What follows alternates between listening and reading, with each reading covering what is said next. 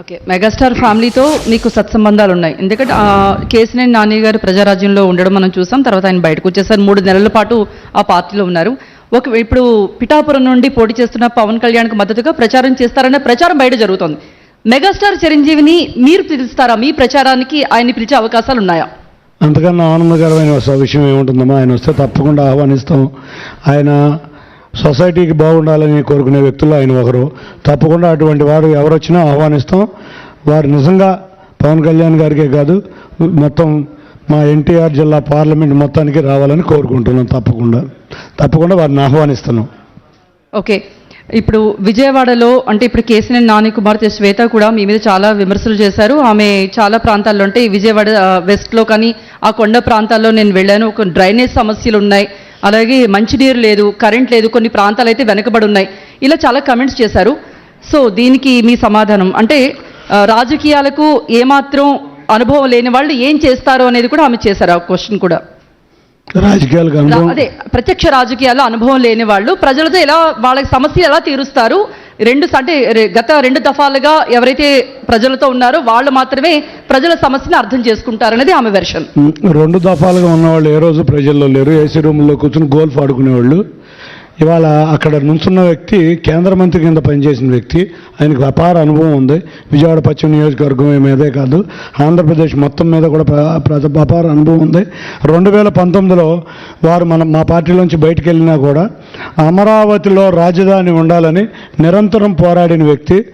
ఎదుటిసారి 2 సార్లు నుంచున్న వ్యక్తి కూడా 2019 నుంచి కోవర్ట్ ఆపరేషన్ చేసిన వ్యక్తి. ఆ వ్యక్తి ఏ రోజు ప్రజల్లో లేరు. పట్టుమని 10 వార్డులు కూడా 5 సంవత్సరాల్లో తిరగని వ్యక్తి. 2019 నుంచి 24 వరకు ఒక 20 గ్రామాలు తిరగని వ్యక్తి. అందరికీ కూడా నేను గోల్ఫ్ ఆడుకుంటాను, నాకు ఈ రాజకీయ జీవితం వద్దనుకునే వ్యక్తి. ఇవాళ అటువంటి వ్యక్తులు ఏదో వచ్చి అభివృద్ధి చేయాలంటే మరి గత 5 సంవత్సరాలు ఏమైపోయింది? ఆ కొండ ప్రాంతంలో అట్లీస్ట్ 5 మెట్లు ఎక్కిన వ్యక్తి అయితే కొండ ప్రాంత వాసులు బాధలు తెలుస్తాయి. ఇవాళ గత 3 సంవత్సరాల నుంచి నేను అదే పనిలో ఉన్నా. మా నాయకులైనా ఇక్కడ ఉన్న నాయకులు మీరు చూస్తే బోండా ఉమా గారు కానీ, గద్దె రామ్మోహన్ రావు కానీ, లేకపోతే దేవినేని ఉమా గారు కానీ నిరంతరం ప్రజల్లో ఉండే వ్యక్తులు, అధికారం ఉన్నా ప్రతిపక్షంలో ఉన్నా. అటువంటి వ్యక్తుల వల్లే ప్రజా సమస్యలు తీరుస్తాయి. కానీ ఏసీ రూముల్లో కూర్చుని గోల్ఫ్ ఆడుకుని అందరికీ డబ్బాలు కొట్టుకుని నేనే విజయవాడ కృష్ణను తెచ్చాను, నేనే విజయవాడ కనదుర్గ గుడిని కట్టించాను అని డబ్బా కబుర్లు చెప్పుకునే వ్యక్తుల వల్ల ఈ రాష్ట్రం అభివృద్ధి చెందదు, ఈ ప్రాంతం అభివృద్ధి చెందదు. అందుకే మా నాయకుల వారు కూడా గుర్తించారు కాబట్టే ఇతనికి సీట్ రిజెక్ట్ చేశారు. అటువంటి వ్యక్తులు. ఇంకోటి శ్వేత గురించి మీరు అడిగారు. మొన్నటిదాకా ఎక్కడా తెలీదు, ఒక కార్పొరేటర్ కింద గెలిచారు వారు. తప్పకుండా మరి ఎక్కడా తిరిగిన దాఖలు లేవు. చిన్నపిల్ల, వారికి ఏం తెలుసు. కాబట్టి వారి గురించి నేను పెద్ద మాట్లాడితే బాగుండదు. ఓకే, సరే. మీ అన్నయ్య అయితే హామీలు ఇవ్వను, అభివృద్ధి అంటున్నారు. చిన్ని గారు మీరు హామీలు ఇవ్వండి. అంటే మీ పార్టీ వస్తే కూటమి అధికారంలోకి వస్తే టీడీపీ రాష్ట్రానికి ఏం చేస్తుందనే హామీ, అలాగే విజయవాడ ఎంపీగా మీరు గెలిస్తే ఏం చేస్తారనేది విజయవాడ నగర ప్రజలు చూస్తూనే ఉన్నారు. మీరు ఇచ్చే హామీలు ఏంటండి? తర్వాత మళ్ళీ వీటి గురించి మనం మాట్లాడుకుంటాం. ఆ తర్వాత నేను ఇందాక స్పష్టంగా చెప్పానమ్మా, విజయవాడ నగర ప్రజలకు ఏం చేస్తున్నాను అనేది. మేము 2014-19లో మేము చెప్పింది తక్కువ, చేసింది ఎక్కువ. మీరు చూస్తే 34 రోడ్లు డెవలప్ చేసాం. మేము చెప్పలే ఆ రోజు మాకు ఎక్కడ కూడా ఇన్ని డబుల్ రోడ్లు చేస్తామని. 34 డబుల్ రోడ్లు చేసాం. మీరు చూస్తే అసలు మేము ఎక్కడైనా కూడా మేము అండర్ గ్రౌండ్ డ్రైనేజ్ మేమే చేసాం. మేము ఆ రోజు సంక్షేమం, మేము అభివృద్ధి కాదు, ఆ రోజు సంక్షేమం మీరు గుర్తుందో ఉండలేదో 200 రూపాయలు ఉండే పెన్షన్ని 2000 రూపాయలు చేసాం. ఆ రోజు అన్ని మతాలకి క్రిస్మస్ వచ్చిందన్నా, రంజాన్ వచ్చిందన్నా, సంక్రాంతి వచ్చిందన్నా మేము పండగ కానుకలు ఇచ్చేవాళ్ళం. అంతేకాకుండా మేము ఎవరన్నా వ్యక్తికి కుటుంబంలో చనిపోతే చంద్రన్న బీమా కింద 2 లక్షల రూపాయలు మేము చనిపోయిన రోజే ముందు ఇంటికి 10,000 రూపాయలు పంపించేవాళ్ళం మట్టి ఖర్చుల కింద. తర్వాత 2 లక్షల రూపాయలు బీమా ఇచ్చేవాళ్ళం. ఇటువంటి ఎన్నో పథకాలు మేము చేసాం. ఇవాళ ఆ పథకాలన్నీ పేర్లు మార్చి మేమేదో చేస్తున్నామని చూపించి ఇవాళ ఆ సంక్షేమం ముసుగులో బటన్ నొక్కుతున్నానని చెప్పి దానికి మళ్ళీ ఆంక్షలు. ఇవాళ 200 యూనిట్లు కరెంట్ వస్తే సంక్షేమ పథకాలు కట్, మీరు చూస్తే చెత్త మీద కూడా పన్నేసిన ప్రభుత్వం ఏదన్నా ఉందంటే ఈ చెత్త ప్రభుత్వం. కాబట్టి ఇటువంటి ఎన్నో అన్యాయాలు ప్రజలు ఎదుర్కొంటున్నారు. మేము అధికారంలోకి వస్తే చెప్పేది తక్కువ, చేసేది ఎక్కువ. ఇవాళ వాళ్ళు ఇచ్చే సంక్షేమ పథకాల మీద చాలా అధికంగా మేము సంక్షేమ పథకాలు మా మేనిఫెస్టోలో ఇచ్చారు చంద్రబాబు గారు, అవన్నీ అమలు చేస్తాం.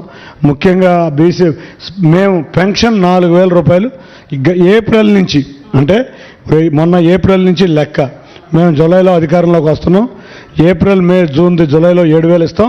తప్పకుండా 4 ఇటువంటి ఎన్నో సంక్షేమ పథకాలు ఇవ్వబోతున్నాం. ముఖ్యంగా పిల్లల భవిష్యత్తు మాకు ముఖ్యం. నిజంగా వాళ్ళ పిల్లలు ఉద్యోగాలు లేక వ్యసనాలకి అలవాటు పడిపోతున్నారు, గంజాయికి అలవాటు పడిపోతున్నారు. అటువంటి దారి నుంచి మనం తప్పించి ఆంధ్రప్రదేశ్లోనే ఉద్యోగ అవకాశాలు కనపడాలి, పక్క రాష్ట్రాలకు వెళ్ళే విధంగా కాదు. మన రాష్ట్రంలో మనం పిల్లల భవిష్యత్తు బాగుండాలని కోరుకునేటట్టు చంద్రబాబు నాయుడు గారు. నేనంటారా, నేను ఇందాకే చెప్పాను, నా ఎజెండా కామన్ మ్యాన్స్ ఎజెండా, సామాన్య ప్రజల మా జీవన ప్రమాణాలు పెరగడం.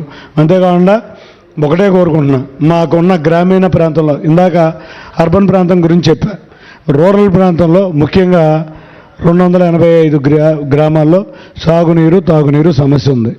ఎందుకు ఉంది అంటే, మేము ఇన్ని కట్టినా కూడా ఎందుకు ఉంది అంటే, యాదాద్రి ఎత్తిపోతల పథకం, ఇటువంటి ఎన్నో ఎత్తిపోతల పథకాలకి మా ప్రభుత్వం దిగిపోయినాక మోటార్లు కూడా పనిచేయటం మానేసింది. ఏం చేయబోతున్నారు? అది మీరు ఏం చేస్తారు? వెంటనే వాటిని పునరుద్ధరించి ప్రతి గ్రామానికి సాగునీరు, మంచినీరు ఇవ్వటమే ముఖ్య ఉద్దేశం. అంతేకాకుండా ముఖ్యంగా కిడ్నీ బాధితులు ఉన్నారు మా దగ్గర. విజయవాడ ప్రాంతంలో కిడ్నీ బాధితులు, ఏకొండూరు ప్రాంతం అంతా కిడ్నీ బాధితులు ఉన్నారు. వారికి శాశ్వత పరిష్కారం ఇవ్వటం మా యొక్క ముఖ్య ఉద్దేశం. ఇటువంటి అన్నిటి రూపంలో 2 రోజుల్లో మా యొక్క మేనిఫెస్టో రిలీజ్ చేయబోతున్నాం. అందరం అభ్యర్థులను కలిసి తప్పకుండా ఆ మేనిఫెస్టోలో మొత్తం అన్ని వివరించబోతున్నాం. రైట్. థ్యాంక్ యూ చిన్ని గారు. సో ఖచ్చితంగా గెలుస్తాను ఈ ఎన్నికల్లో. విజయవాడ నగర ప్రజలకు తాను ఏం చేయాలనుకుంటున్నానో అవన్నీ కూడా చేసి చూపిస్తాను. తనకు అండగా చంద్రబాబు నాయుడు ఉన్నారంటున్నారు చిన్ని. కూటమి శ్రేణులంతా కూడా అందులో వచ్చి పాల్గొనేలాగా సక్సెస్ అయ్యారు మీరు. మొత్తం మీద అందరినీ కలుపుకుని పోయే ప్రయత్నం అయితే కనిపించింది మీ నామినేషన్ ర్యాలీలో. తప్పకుండా కొంచెం క్షమించాలి, గొంతు వాళ్ళ బాగాలేదు. బట్ మా కూటమి ర్యాలీలో 3 పార్టీ